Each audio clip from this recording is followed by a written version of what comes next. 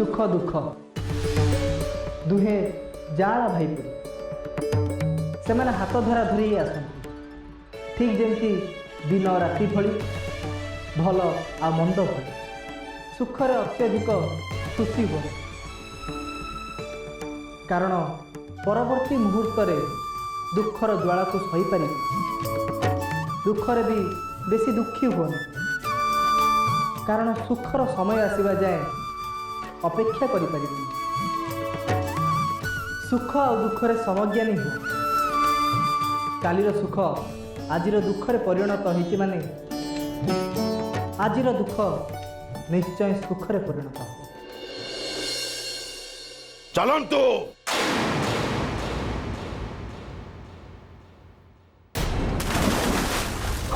धन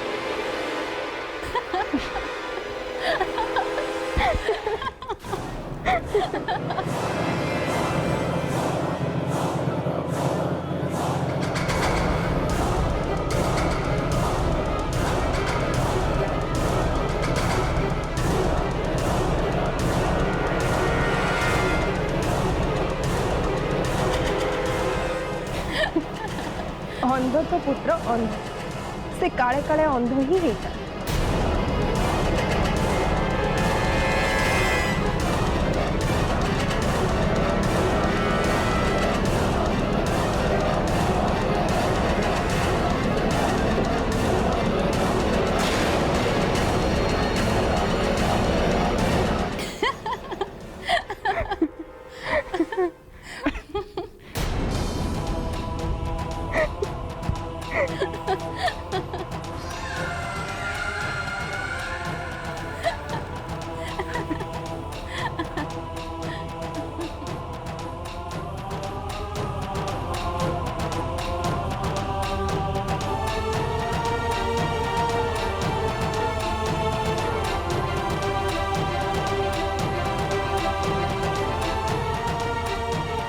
अपमान धन अपमान एठी आओ किसी समय रहिबा आत्म उचित नहे पड़ी चल धन पड़ी चल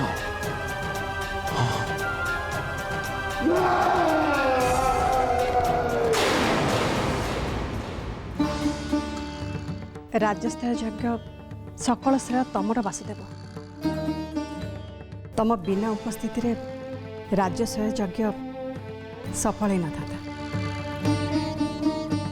सतरे केश आपण नथिले मु किए आ राज चक्रवर्ती पद किए मते राज चक्रवर्ती पदरे अधिकृत कराई आपण आम पांडव गण को गौरवान्वित कर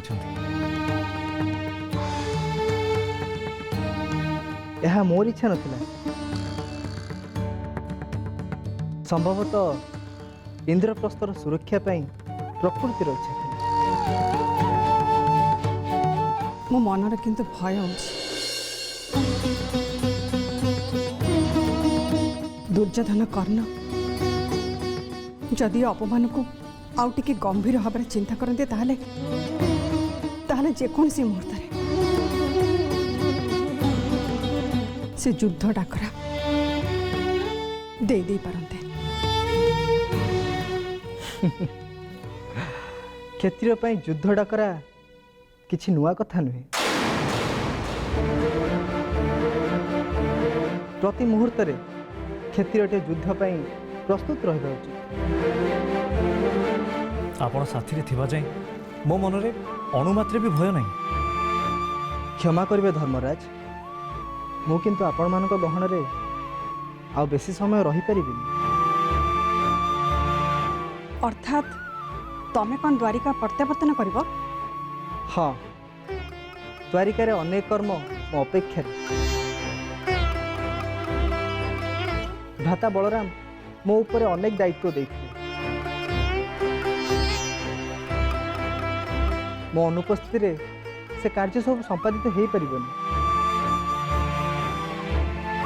तेणु मते अटकांतुनी, मते जीवाक हब। आसंता काली सूर्योदय मते द्वारिका अभिमुखे यात्रा करने को पड़ो। तुमको अटकेबार साहस कहार अच्छी वासुदेव? तमें तो इच्छामय, तुम इच्छा ही पूर्ण हो। किंतु वासुदेव, मोर एतिक अनुरोध, तमें जोठी भी थाओ, तुमर सुख स्थिति जमिति मो पंचपुत्र उपरे थाओ। से माने प्रति विपदरे जमिति तम सुदर्शन आड़वाल रुहतु। व्यस्त हूँ मो पांडव मान थी एवं अच्छी आउ सदा सर्वदा रही मत।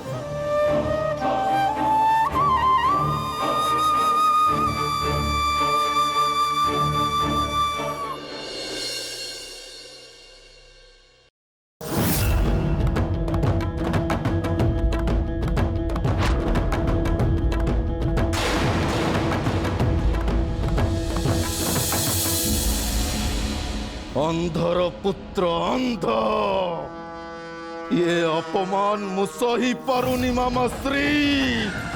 मते किंतु ताहा अधिक कष्ट देई,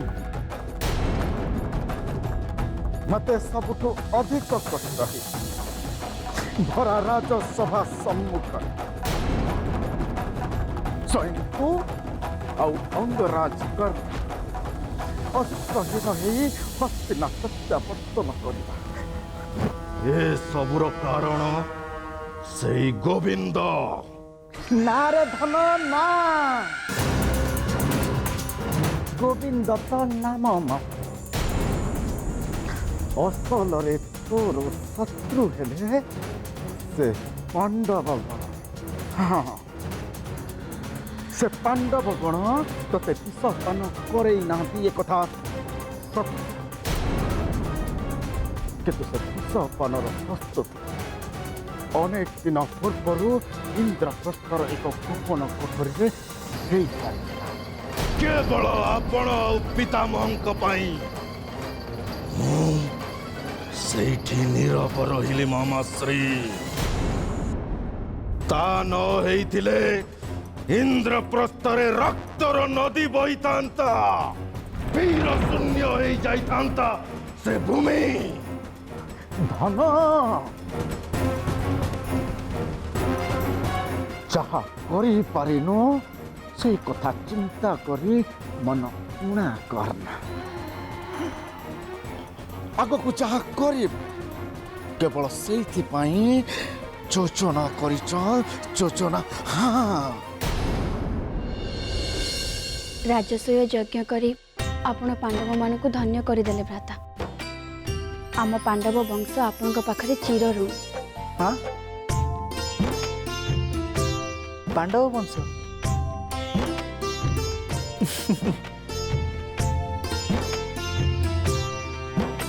उत्तम, अति उत्तम। यह ही नारी जीवन परिपूर्णता। गोटे कूल आसी आउ गोटे कूल को आपणार करनबा, यह ही नारीत्व। आज आपण मो भितर जहाँ सब परिवर्तन देखुछंती से सब केवल आपण को आशीर्वाद दाता। आसंता सूर्योदय मु द्वारिका प्रत्यावर्तन करी। आपण चली जीवे भ्राता? हाँ, भ्राता बलराम राज्यर समस्या को नहीं केते व्यस्त ही पड़ुथिले। तू तो से कथा जानू भद्रा, मो अनुपस्थिति को भ्राता केते अनुभव करंती। भ्राता खाली ज्येष्ठ भ्राता नुह, आमे समस्त अनुभव करू। दया करी आपण जानतुनी, आपण एठू चली गले मो आखि को पुणी सब शून्य देखा जिवो। मु पुणी थरे एका ही जीवे भ्राता। तो भय करनी भद्रा, मु तो से तो अच्छी। मते किंतु बहुत भय लागुची भ्राता। आज दुर्योधन आउ कर्ण का आखिरे ମୁଁ ଆପଣଙ୍କ ସଖାଙ୍କ ପାଇଁ ଯେଉଁ କ୍ରୋଧ ଦେଖିଛି ତାହା କାଲି ସକାଳେ ଭୟଙ୍କର ରୂପ ଧାରଣ କରିପାରେ ଆଉ ଯେକୌଣସି ସମୟରେ ବି ଯୁଦ୍ଧ ହୋଇପାରେ। କ୍ଷତ୍ରିୟ ପାଇଁ ଯୁଦ୍ଧ କିଛି ନୂଆ କଥା ନୁହେଁ ଭଦ୍ରା। ତୁ ଆଉ ତୃତୀୟ ପାଣ୍ଡବ ଅର୍ଜୁନ ପ୍ରସ୍ତୁତ ରୁହ। ପିଢ଼ି ପରେ ପିଢ଼ି ଯୁଦ୍ଧ ପାଇଁ ପ୍ରସ୍ତୁତ ରହିବାକୁ ପଡ଼ିବ।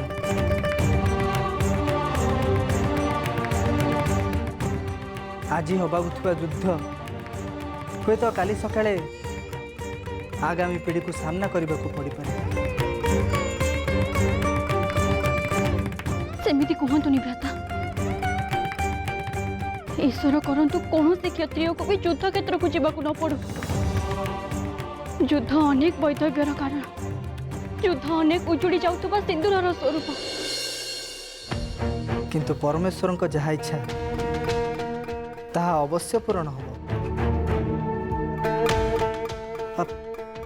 ଭଦ୍ରା ଯା, ରାତ୍ରି ବିଳମ୍ବିତ ହେଲାଣି, ଶୟନ କରିବୁ। କାଲି ସକାଳେ ମୋତେ ଦ୍ୱାରିକା ପ୍ରତ୍ୟାବର୍ତ୍ତନ କରିବାକୁ ହେବ। ମୁଁ ଆପଣଙ୍କୁ ଅନୁରୋଧ କରୁଛି ଭ୍ରାତା, ଅନ୍ତତଃ ଆଉ କିଛି ଦିନ ପାଇଁ ରହିଯାଆନ୍ତୁ। ଏହା କେବଳ ମୋ ଇଚ୍ଛା ନୁହଁ, ଆପଣଙ୍କ ସଖା ତୃତୀୟ ପାଣ୍ଡବଙ୍କର ବି ଇଚ୍ଛା। ଠିକ୍ ଅଛି ଭଦ୍ରା, ଯଦି ମୋ ଅନୁପସ୍ଥିତି ତମମାନଙ୍କୁ ଏତେ କଷ୍ଟ ଦେଉଛି ତେବେ ମୁଁ କିଛି ଦିନ ରହିଯିବି।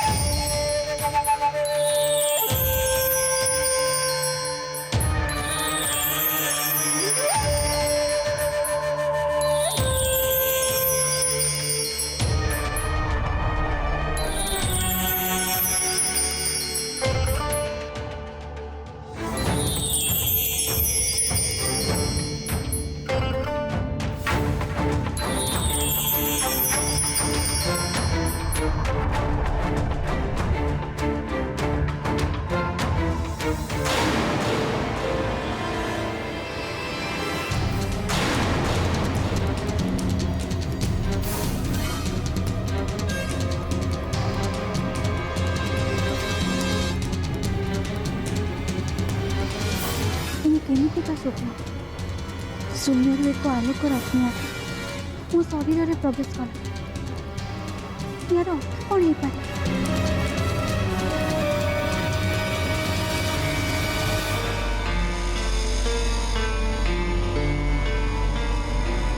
ଏ ସ୍ୱପ୍ନ କୌଣସି ବିପଦର ସୂଚନା ଦେଉନାହିଁ ତ?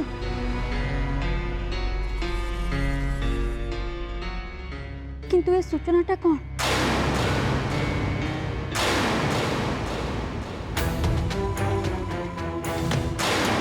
आज सर्वसम्मुखें कर भूल अंगराज कर्ण और युवराज दुर्योधन निज निजर शस्त्र त्याग कर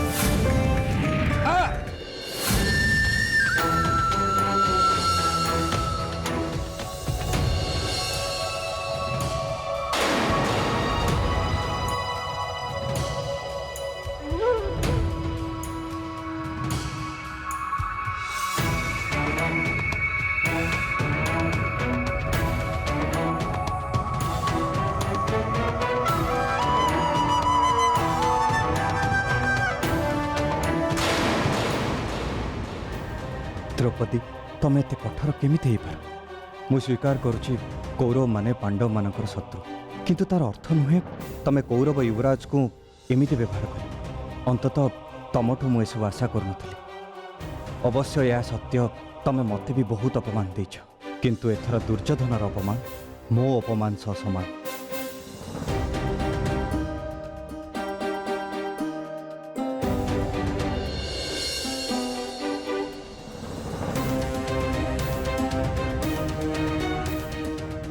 कौन मित्र निद्रा आसुनी क्षुधा तृषा निद्रा सबुकिछि भूली जाइछि अंगराज किंतु प्रति मुहूर्त द्रौपदींकर से वाक्य मते ज्वलन दौछि सत्य अबा जेमिति मो मस्तिष्क भितरे अग्नि उद्गिरण होउछि मोर अपमान भी किछि कम नुहे मित्र मो अंधपुत्र सत्य किंतु अंगराज राजसभारे मते अंधपुत्र अंध कही द्रौपदी जो अपमान देइचंती से अपमान रो प्रतिशोध निश्चय नेबी केवल समय को अपेक्षा कर मित्र प्रतिशोध नबार अच्छी तो नारी उपरे नु बरं ता कूल उपरे भी जो मानक साहस आ सामर्थ्य को नहीं नारीटीए गर्व करि जो मानक छत्र छाया रही नारीटीए निज परिचय बहन करे प्रस्तुत हुओ पांडव गण एबे हस्तिनार स्वर सुबिवत केवल युद्धम देहि युद्धम देहि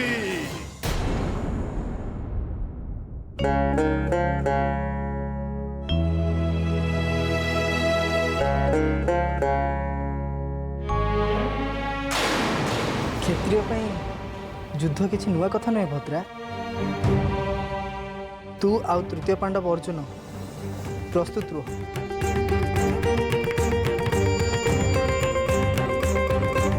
आज हवाकुवा युद्ध हे तो काली सकाळे आगामी पीढ़ी को सामना करने को पड़े भ्राता ठीक कही पांडव वंशर उत्तराधिकारी विषय भाविबार समय ये समयर स्रोत दिने समस्त पांडव वृद्धावस्थार सम्मुखीन हेबे आउ सेतबेले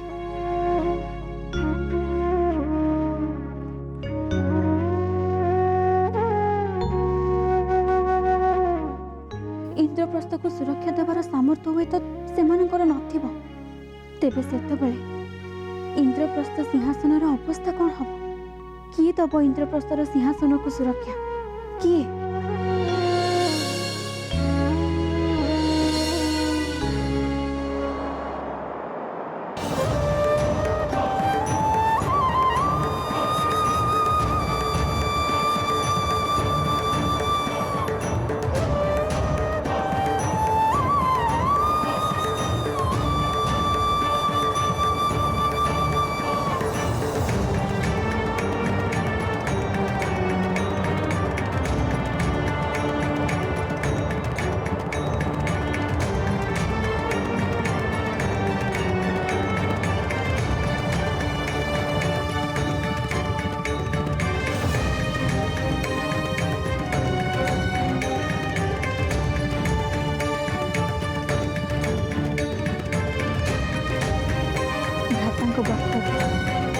मोर स्वप्न ए अनागत झड़ प्रदीप प्रशमित न होगा मोर प्रचेषा एसबू किसी प्रतीकात्मक सूचना देना तो किंतु कौन हो पारे ये सूचना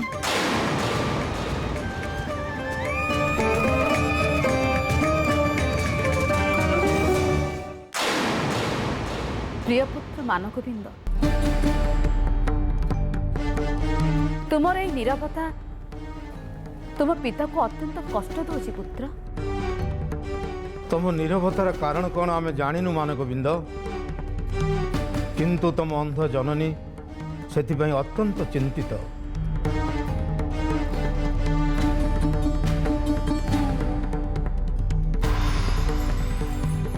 कौन कहले पिताश्री? अंध जननी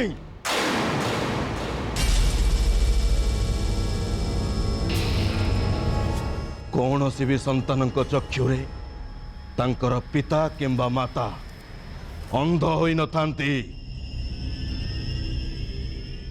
ମୁଁ ତ କେବଳ କଥାରେ କହିଲି ତମ ଜନନୀର ତ୍ୟାଗକୁ ଦେଖେଇବା ପାଇଁ।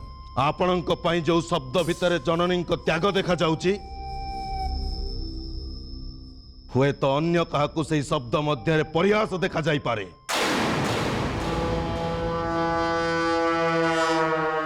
शांत हो दुर्योधन, शांत हो। शांतिକୁ ମୁଁ ଇନ୍ଦ୍ରପ୍ରସ୍ଥର କୁହୁକ ପୁଷ୍କରିଣୀରେ ଭସେଇ ଦେଇ ଆସିଛି ପିତାମହ। ଏବେ ଏ ଦୁର୍ଯ୍ୟୋଧନ ଗୋଟେ ଅଶାନ୍ତ ଗ୍ରହ, ଅଶାନ୍ତ ଗ୍ରହ।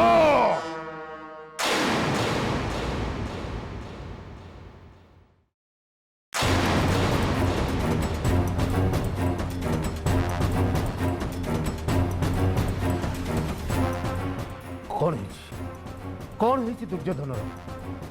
ता क्रोध विशृंखला ही ता अपमानर कारण है धृतराष्ट्र। आउ से अपमान ही अग्नि है ता अंतकरण को जाली चलछि।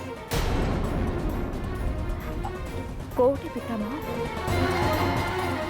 किए अपमान देला मो प्रिय पुत्र को? समय आसिले तुम्हें तार उत्तर निश्चय पाइब, किंतु मन रख दुर्योधन ही निजे निज स्थितिर कारण।